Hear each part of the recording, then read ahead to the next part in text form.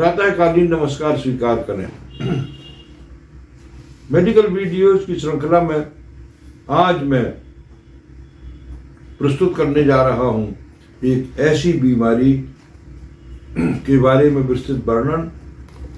और ये बीमारी वैसे तो पूरी दुनिया में है, लेकिन बुंदेलखंड में ये बीमारी बहुतायत से पाई जाती है, जिसको हीमोराइड्स कहते हैं। और विशुद्ध हिंदी भाषा में अगर कहें, जो हमारी क्षेत्रीय भाषा में बोला जाता है, तो वो बवासीर कहलाता है। बवासीर की बीमारी में जब कोई व्यक्ति, महिला या पुरुष, शौच के लिए जाते हैं तो शौच के साथ उसमें रक्त का स्राव होता है और इसको बवासीर कहते हैं। स्पेशली यही बवासीर है। बुंदेलखंड में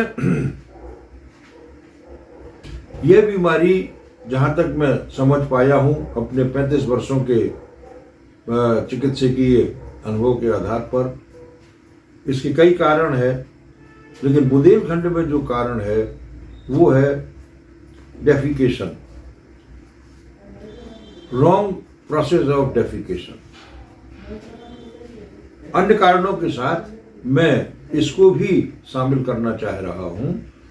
और भी कारण है, जैसे कि लिवर में कोई प्रॉब्लम हो और पोर्टल हाइपोटेंशन हो, ये अन्य कारण तो हैं ही, और जो कि आप सभी लोग जानते ही हैं। लेकिन जो बुंदेलखंड में स्पेशली है वो है wrong habit of defecation plus अन्य कारण। मैंने देखा अभी हमारे माननीय प्रधानमंत्री जी ने शौचालय निर्माण की प्रक्रिया प्रारंभ की है पिछले 5 वर्षों में। इसके पहले तो सब लोग ओपन डेफिकेशन के लिए बुंदेलखंड में 90% लोग जाते थे, 10% लोगों के पास गृह में शौचालय थे, और वो शौचालय भी बड़े अजीब तरह के हुआ करते थे।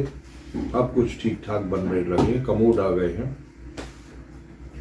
तो यहाँ पर डेफिकेशन में लोग सुबह लोटा लेके 1 या 2 किलोमीटर पैदल जाते थे जंगल में, या आधा किलोमीटर। वहाँ जाके टाइमिंग से कुछ होता नहीं था। जब उन्हें इच्छा हुई, समय मिला, तो वो लोटा लेके चले जाते थे डेफिकेशन के लिए। मेंटल एराउजल होता नहीं था और वहाँ जाके वो लोटा लेके बैठ जाते थे। महिलाएं सवेरे ग्रुप में जाती थीं और डेफिकेशन के लिए बातचीत करती हुई और डेफिकेशन के लिए लोटा लेके जाती थी। वो चूंकि एराउजल नहीं होता है, डेफिकेशन का कॉल नहीं होता है, टाइमिंग वही है जब किसी पड़ोसी ने कहा कि अब चलो अपन सोच करके आते हैं, तो ये जो है वहाँ जाके बैठ जाते थे।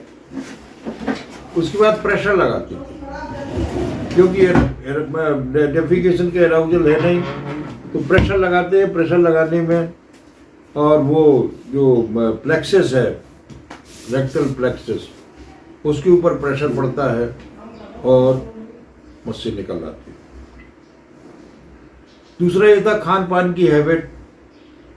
वो मोटा अनाज खाते थे, नहीं आई मीन जो इस तरह की डाइट हुआ करती थी, वो डिहाइड्रेशन में रहते थे, पानी कम पीते थे, भोजन ज़्यादा, और वो उनका खान पान असामान्य होता था। अब कुछ उसमें प्रगति हुई है, क्योंकि फूड स्टफ अब काफ़ी मात्रा में मिलने लगे हैं, तो वो भी एक कारण था। यहाँ पर बहुत ज़्यादा हीमोराइड्स मिला करते थे। अब कुछ जब से खान पान की व्यवस्था ठीक हुई तो अच्छे हो गए। हीमोराइड यूजुअली वो ग्रेड 1, जो मेडिकल भाषा में बोलें तो सब हीमोराइड एक सरीके नहीं होते हैं, सब पाइल से एक सरीके नहीं होते। Grade 1, grade 2, grade 3। ग्रेड 1 हीमोराइड्स वो होते हैं जो कि केवल ब्लीड करते हैं और अंदर चले जाते हैं। और जो ग्रेड 4 हीमोराइड होता है वो बाहर ही बना रहता है, और ग्रेड 3 हीमोराइड होते हैं वो बहुत बड़े होते हैं। एक्सटर्नल और इंटरनल दो तरह के हीमोराइड होते हैं, एक्सटर्नल होते हैं, इंटरनल होते हैं। तो ग्रेड 1 हीमोराइड तो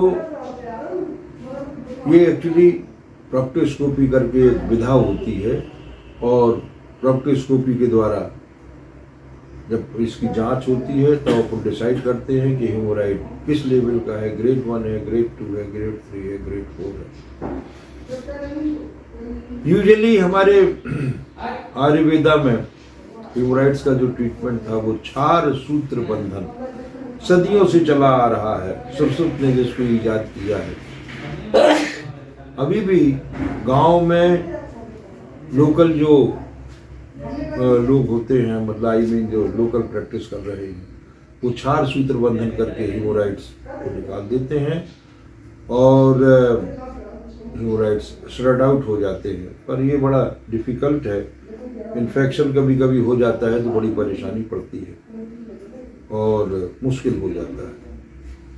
ग्रेड 1 हीमोराइड्स में तो हम लोग इंजेक्टेबल, बहुत ही सुंदर ट्रीटमेंट आ गया है। स्क्लीरोजिंग एजेंट मार्केट में बहुतायत से मिल रहे हैं, और अगर ये स्क्लीरोजिंग एजेंट ग्रेड 1 हीमोराइड में लगा दिए जाएं, जो कि सिंपल मेथड है, आउटडोर प्रोसीजर है, तो हीमोराइड ठीक हो जाते हैं, कुछ करने की जरूरत नहीं। इंजेक्शन लगाइए, 1-2 घंटे मरीज को देखिए, मरीज अपने घर चला जाता है। अगर ग्रेड 2 हीमोराइड्स हैं तो उसमें एक नई विधा आ गई है, ऑपरेशन की जरूरत नहीं है, बैंडिंग कहलाती है। हीमोराइडल बैंडिंग, छोटी छोटी सी रिंग आती हैं और उन रिंग्स को आप लगा दीजिए। अगर यूजुअली 3 हीमोराइड्स होते हैं तो 3 रिंग लगा दीजिए, और अगर सेकेंडरी हीमोराइड हैं तो भी आप उसमें रिंग लगा दीजिए। रिंग लगाने में लोकल एनेस्थीसिया की ज़रूरत रहती है, जनरल एनेस्थीसिया, स्पाइनल एनेस्थीसिया की ज़रूरत नहीं है। पेशेंट आता है, रिंग लगा देते हैं, 1-2 घंटे उसको देखिए, चला जाता है, और उसको थोड़ा एनाल्जेसिक और एंटीबायोटिक दे के छुट्टी कर देते हैं। ग्रेड 3 हीमोराइड प्लस माइनस है। ग्रेड 3 हीमोराइड को ऑपरेट ही करना पड़ता है, और ग्रेड 4 को तो ऑपरेट करना ही पड़ेगा, क्योंकि वो हीमोराइड एनल रीजन के बाहर ही रखे रहते हैं, पेनफुल होते हैं। तो ग्रेड 3 और ग्रेड 4 में जो हीमोराइड्स आएंगे उनको तो वो ऑपरेट करते हैं। आजकल नई नई विधाएं आ गई हैं ऑपरेशन की। एक्सीजन लाइगेशन जो पहले किया करते थे अभी भी कर रहे हैं, टाइम टेस्टेड प्रोसीजर है।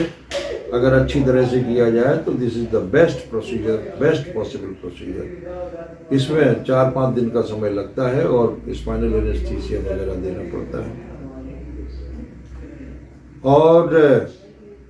और भी काफ़ी प्रोसेस आ गए हैं, जैसे कि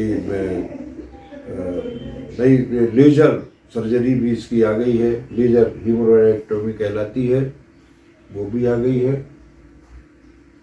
तो बहुत ही सिंपल प्रोसीजर है, बजाय इसके कि लोग ब्लीड करते रहें और उनका हीमोग्लोबिन लेवल डाउन हो जाए और पता लगे कि उनका हीमोग्लोबिन 1 या 2 तक आ गया है। मैंने ऐसे मरीज देखे हैं जिनका हीमोग्लोबिन लेवल 2 आ चुका है, ब्लीड करते करते भूले रहते हैं, फिर बड़ी परेशानी पड़ती है और भी उन्हें ब्लड की ज़रूरत पड़ती है ऑपरेशन में।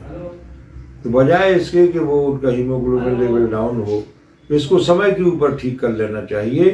बहुत ही सिंपल प्रोसीजर्स आ गए हैं, और आप अच्छे चिकित्सक से इलाज कराइए, और आपको अगर बेंडिंग वगैरह कराना हो तो ये सारी सुविधाएं हमारे यहाँ उपलब्ध हैं। और फायर्स का जितनी जल्दी हो उतनी जल्दी ऑपरेशन करा लेना चाहिए, बजाय इसके कि वो ब्लीड करते रहें और उनके स्वास्थ्य में गंभीर क्षति हो जाए। Thank you.